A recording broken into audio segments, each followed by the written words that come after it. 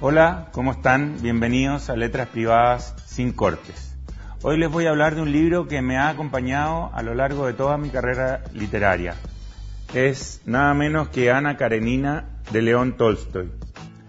Este libro es comentado por muchos, ha sido hecho también en el cine, pero es un libro poco leído. Y yo tengo la impresión de que la gente lo ha leído poco porque les da o bien algún tipo de exceso de respeto el nombre de su autor, León Tolstoy, por su enorme fama como un autor clásico, y también por el grosor que ustedes ven, que no es poco. Pero estas 800 páginas están llenas de una intensidad narrativa que muy pocos libros en la historia de la literatura han logrado alcanzar. Aquí Ana, la protagonista, es una mujer que llega a ayudar a su hermano que está con un problema con su mujer por una infidelidad con alguna institutriz de su casa, y en ese viaje conoce al conde Vronsky. Y ellos dos tienen una pasión muy fuerte el uno por el otro, y Vronsky deja en el camino a Kitty, otra de las protagonistas de la novela.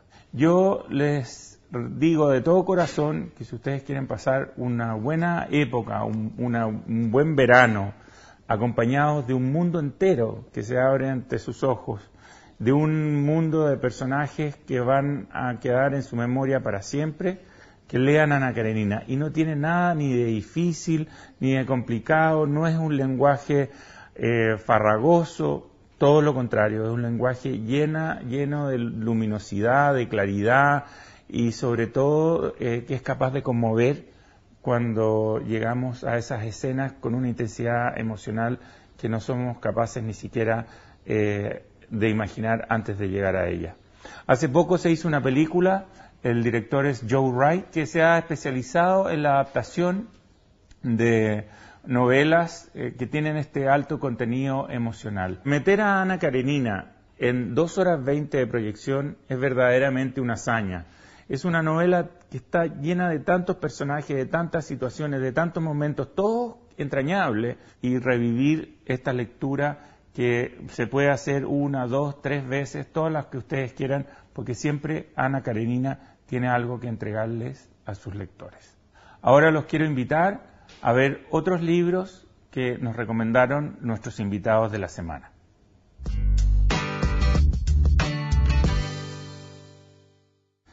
Hoy está con nosotros Antonio Alfau, director de la revista Mensaje, que en este número viene con la última encíclica del Papa Francisco, así que interesante de leer o de criticar. Y ahora vamos a hablar de un libro que a Antonio le ha llamado mucho la atención, de José Antonio Pagola, Jesús, aproximación histórica. La primera sensación que tiene uno es de que esta búsqueda histórica podría tener alguna divergencia con los evangelios. ¿Cómo la resuelve el autor? El autor es un sacerdote, ¿no? Es un sacerdote español del norte de España, y es muy interesante el esfuerzo que hace, porque él dice, a ver, vamos a ver cómo era el Jesús histórico, porque hay que distinguir entre el Jesús histórico y el Jesús de los evangelios, que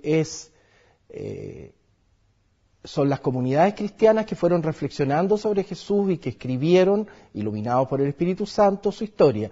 Pero a ver, ¿cómo era, por ejemplo, la tierra de Jesús hace 2000 años? ¿Cómo vivía la gente? ¿Cómo se agrupaban las familias? Y ahí uno se da cuenta de cosas así muy interesantes, como que las familias, por supuesto, vivían en clanes, porque tenían que apoyarse mucho. La situación, por ejemplo, económica y social era muy precaria en la época de Jesús.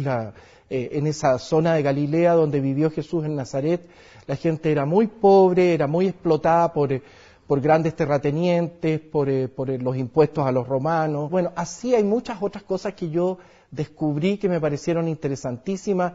Lo digo yo porque acostumbrado a leer mucho sobre Jesús, hay tantas cosas. Me pareció un libro muy refrescante y muy interesante.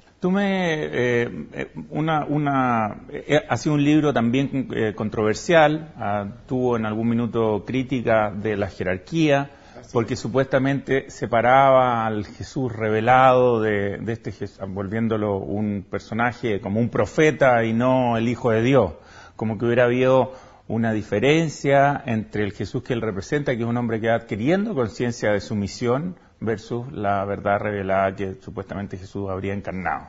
Así es.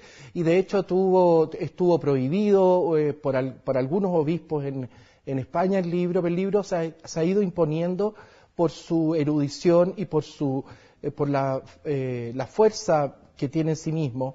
Va ya en la 9ª edición y ha tenido un éxito muy grande en el mundo de la gente que tiene interés en Jesús en general y del mundo católico en particular.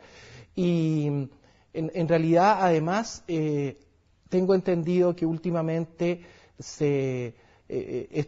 las críticas a este libro fueron llevadas a Roma, como siempre sucede en nuestra iglesia, y Roma lo exculpó de cualquier... Podríamos decir que había susceptibilidades exageradas respecto...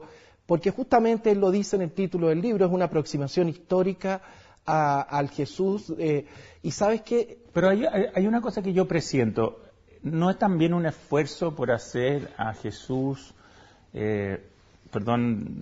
no quiero pasar por arriba los evangelios, pero volverlo más bien como un héroe contemporáneo, como una persona, un profeta que lucha por los más débiles, que va a las más pequeñas ciudades de Galilea, que está cerca de la mujer? O sea, tiene como una dimensión como de los movimientos sociales de esta época, de nuestra época.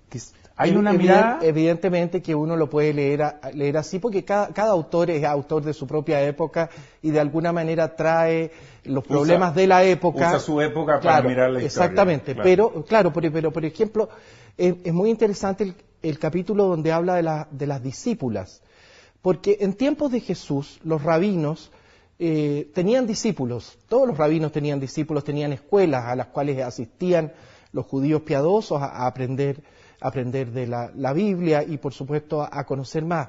Pero no hay referencias históricas de ningún rabino de la época de Jesús que tuviera discípulas mujeres. Y algunos autores equivocadamente han atribuido a estas seguidoras de Jesús como que eran mujeres de buena voluntad que lavaban la ropa o hacían la comida o qué sé yo.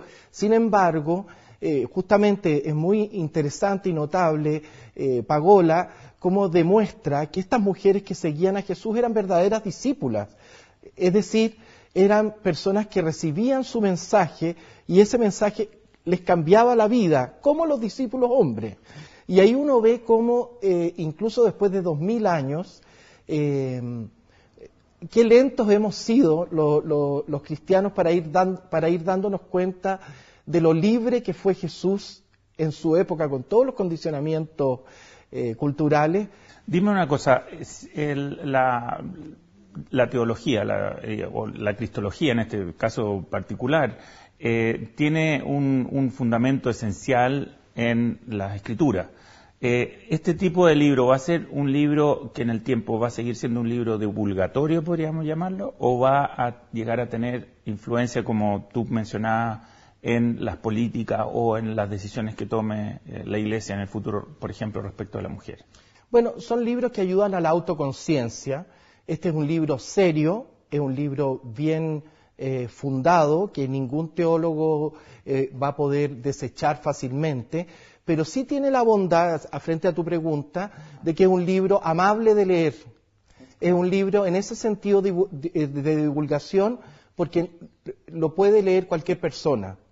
Está escrito en un lenguaje, Pagola tiene un lenguaje muy asequible. Entonces es un libro que yo diría que para quien quiera conocer más a Jesús de un modo refrescante, de un modo científico también, pero amable de leer, es fantástico. Gracias, Antonio, por haber venido. Vamos a seguir tu recomendación de esta lectura tan interesante, Jesús, aproximación histórica.